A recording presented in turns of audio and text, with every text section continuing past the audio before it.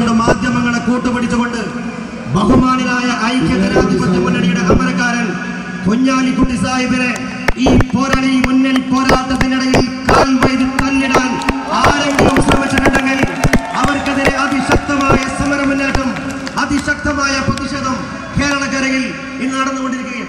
കേരളത്തിലെ സാംസ്കാരിക ചിന്തകന്മാർ, കേരളത്തിലെ ചിന്തിക്കുന്ന ബുദ്ധിയുള്ള മുഴുവൻ ആളുകളും പത്രമാധ്യമങ്ങളിലൂടെ പറഞ്ഞുകൊണ്ടിരിക്കുന്നു, കുഞ്ഞാലിക്കുട്ടി സാഹിബ് ഒരു മനുഷ്യനാണ്, ഒരു വ്യക്തിയാണ്.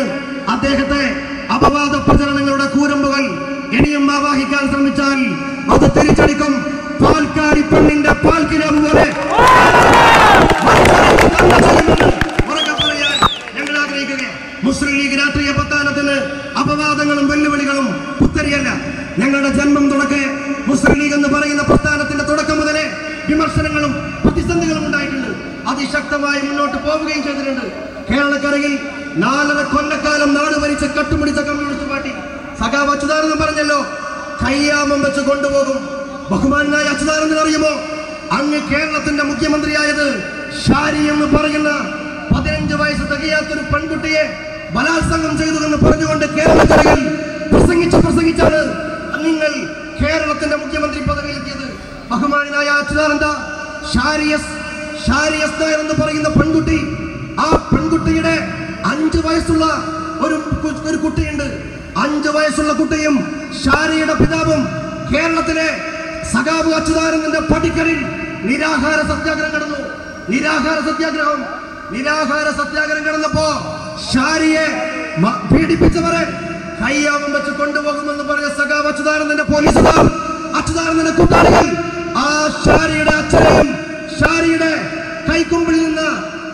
അച്ഛന്റെ കൈക്കുമ്പിൽ നിന്ന് 5 വയസ്സുള്ള ചെറിയ കുട്ടിയെയും പോലീസിന്റെ ജയിലറക്കുള്ളിലേക്ക് കൊണ്ടുപോയത് കേരളം കണ്ടു.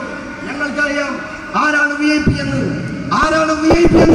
കേരളീയ ജനത തിരിച്ചറിയാൻ പോവുകയാണ്. ഇവിടെയാണ് ഇന്ത്യൻ യൂണിയൻ മുസ്ലിം ലീഗും ഇന്ത്യൻ നാഷണൽ കോൺഗ്രസും നേതൃത്വം നൽകുന്ന ഐക്യജനാധിപത്യ മുന്നണി അതിശക്തമായ ഒരു സമരവുമായി മുന്നോട്ട് പോകുന്നത്. നാട് മുടിച്ചവർ, ഈ രാജ്യത്ത് ഒരുപാട് വികസന സങ്കല്പവുമായി കടന്നു വന്നവർ, ഈ രാജ്യത്ത് പുരോഗതി നടത്തുമെന്ന് വിളിച്ചു പറഞ്ഞവർ, ഈ കേരളക്കരയിൽ അധികാരത്തിലേക്ക് കടന്നു വന്നപ്പോ സർവസ്വവും തകർത്തു തരിപ്പെടുന്നു. ഇവിടെ ഭീകരവാദവും തീവ്രവാദവും നടത്തിയവർ ആദ്യം ഇവർ മുസ്ലിം, അതിനുശേഷം തെറ്റുതിരുത്തൽ രേഖ എന്ന് പറയുന്ന കമ്മ്യൂണിസ്റ്റ് പാർട്ടി ഒരു തെറ്റുതിരുത്തൽ രേഖ കൊണ്ടുവന്നു. ആ തെറ്റുതിരുത്തൽ രേഖയിൽ മുസ്ലിം ഭീകരവാദം വളർത്തുന്നതിൽ ഇനിയും വളർത്തുന്നത് രാഷ്ട്രീയത്തിൽ വിജയിക്കില്ല എന്ന് മനസ്സിലാക്കിയ കമ്മ്യൂണിസ്റ്റ് പാർട്ടി ഹൈന്ദവ ഫാസിസ്റ്റുകളെ സഹായിക്കുന്ന ഒരു രാഷ്ട്രീയം ഈ അടുത്ത് കൊണ്ടുവരുന്നു. അങ്ങനെ ഹൈന്ദവ ഭീകരവാദം ഒരാവേശമാണ് കമ്മ്യൂണിസ്റ്റ് പാർട്ടി കേരളക്കരയിൽ വ്യക്തിഹത്യകളുടെ ബഹുമാനായ കുഞ്ഞാലിക്കുട്ടി സാഹിബിനെതിരെ, ഐക്യജനാധിപത്യ മുന്നണിക്കെതിരെ ഒരു ശക്തമായ മുന്നേറ്റം, ഒരു പ്രതിഷേധത്തിൽ ഒരു ശക്തമായ ഒരു കൂട്ടാലോചന നടത്തിക്കൊണ്ട് കേരളക്കരയിൽ ഒരു മുന്നേറ്റം നടത്താൻ ശ്രമിക്കുന്നത്.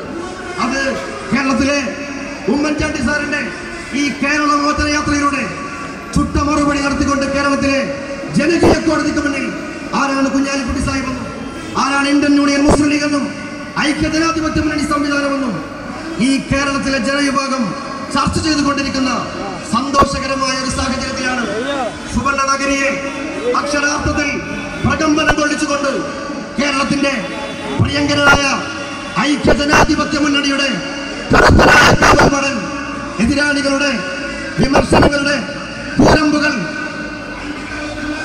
വകവെക്കാതെ അതിശക്തമായി ബഹുമാന്യനായ ഇന്ത്യൻ യൂണിയൻ മുസ്ലിം ലീഗിന്റെ സംസ്ഥാന ജനറൽ സെക്രട്ടറി പാണ്ടിക്കടവത്ത് കുഞ്ഞാലിക്കുട്ടി സാഹിബ് ഈ സുവർണ നഗരിയിലേക്ക് കടന്നു വരികയും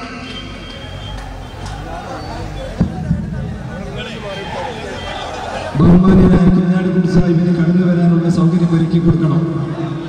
അദ്ദേഹത്തിന്റെ കാറ് സ്റ്റേജിനടുത്തേക്ക് കടന്നു വരാനുള്ള സൗകര്യം ഒരുക്കി കൊടുക്കണം. അദ്ദേഹം കാറിൽ നിന്ന് ഇറങ്ങുന്നതല്ല, സ്റ്റേജിനടുത്ത് കാറ് കടന്നു വരാനുള്ള സംവിധാന പ്രവർത്തകന്മാർ ഉണ്ടാക്കി കൊടുക്കണം.